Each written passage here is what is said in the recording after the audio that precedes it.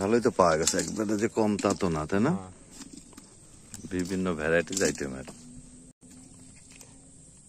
GL.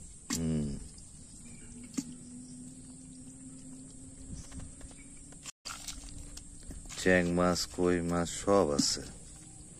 চ্যাং, পাকাল, কই, গুতেল, ট্যাংরা, GL, পুটি, এগুলো তো দেশীয় মাছ, তাই না? কিন্তু তাহলে এই মাছগুলো কোথা থেকে আসলো? এই বাউর থেকে আইছে। মানে ছোট বাচ্চা থেকে বড় হয় আস্তে আস্তে। এটা কি মাছ বলেন তো? এটা কি? এটা হচ্ছে বাইং। বাইং, পাকাল, দেশি বাইং। হ্যাঁ দেশি বাইং।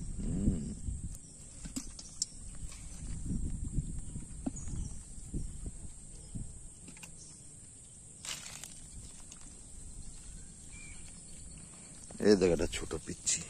এটা হচ্ছে জিএল। এই ভিতরে এটা কি মাছ? এটা হায় আছে বাইলা মাছ? না, এটা হচ্ছে গজাল, এই শৈল।